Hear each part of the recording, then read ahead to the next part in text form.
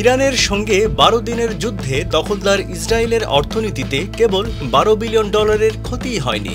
এক কথায় তেল আবিবের অর্থনীতির মেরুদণ্ডই ভেঙে গেছে। ইরানের সঙ্গে এই যুদ্ধটি ইসরায়েলের জন্য শুধু নিরাপত্তা ও রাজনৈতিক ক্ষতি বয়ে আনেনি, বরং অর্থনৈতিকভাবে প্রচণ্ড আঘাত এনেছে। ইসরায়েলি গণমাধ্যমের প্রতিবেদন অনুযায়ী ইরানের ক্ষেপণাস্ত্র হামলায় প্রায় ৩৩,০০০ বাণিজ্যিক ও আবাসিক ভবন সম্পূর্ণ বা আংশিকভাবে ধ্বংস হয়েছে। এসব ভবন পুনর্নির্মাণে আনুমানিক $৬ বিলিয়ন খরচ হবে। ইসরায়েলের অর্থ মন্ত্রণালয় ও কর কর্তৃপক্ষ জানিয়েছে, ক্ষতিগ্রস্ত অবকাঠামো মেরামত ও ব্যবসা প্রতিষ্ঠানগুলোকে ক্ষতিপূরণ দিতে প্রায় ১০ বিলিয়ন শেকেল অর্থাৎ প্রায় $৩ বিলিয়ন প্রয়োজন। এছাড়া ইসরায়েলি স্টক এক্সচেঞ্জে ইরানের তীব্র ক্ষেপণাস্ত্র হামলা অবৈধ শাসনের মোট রফতানির ৮% বাজারকে মারাত্মকভাবে ক্ষতিগ্রস্ত করেছে।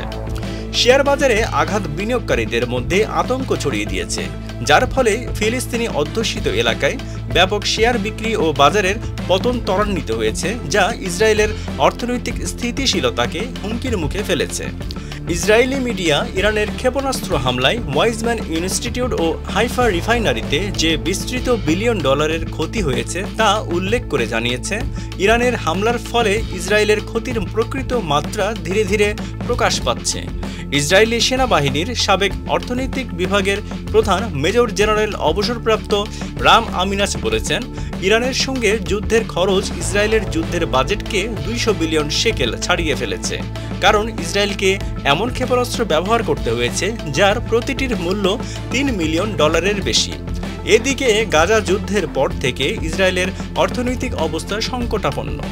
প্রকাশিত প্রতিবেদন অনুযায়ী গাজা যুদ্ধের ফলে ইসরায়েলের বিদেশি বিনিয়োগ ৬০%-এর বেশি কমে গেছে। এছাড়া এই যুদ্ধের কারণে ৪৬,০০০-এর বেশি কোম্পানি বন্ধ হয়ে গেছে। প্রযুক্তি খাতের ৪৯% কোম্পানি বা স্টার্টআপ তাদের বিনিয়োগ ইসরায়েল থেকে প্রত্যাহার করেছে। এই পরিস্থিতিতে ইসরায়েলের সাবেক প্রতিরক্ষা মন্ত্রী আভিগডর লিবারম্যান বলেছেন, নেতানিয়াহু শুধু সামরিকভাবে ব্যর্থই হননি, বরং ইসরায়েলকে একটি নজিরবিহীন অর্থনৈতিক বিপর্যয়ের দিকে ঠেলে দিয়েছেন। ১২ দিন যুদ্ধ শেষ হলেও পরিস্থিতি আরও নাজুক হয়ে পড়েছে। যদিও ইসরায়েলি কর্তৃপক্ষ সঠিক ক্ষয়ক্ষতির পরিসংখ্যান গোপন রাখার চেষ্টা করেছে, তবে বিশ্লেষকরা বলছেন সরাসরি ক্ষতির পরিমাণ $১২ বিলিয়ন এবং যুদ্ধ যদি দীর্ঘস্থায়ী হতো তবে ইসরায়েল সম্পূর্ণ অর্থনৈতিক পতনের মুখোমুখি হতে পারত।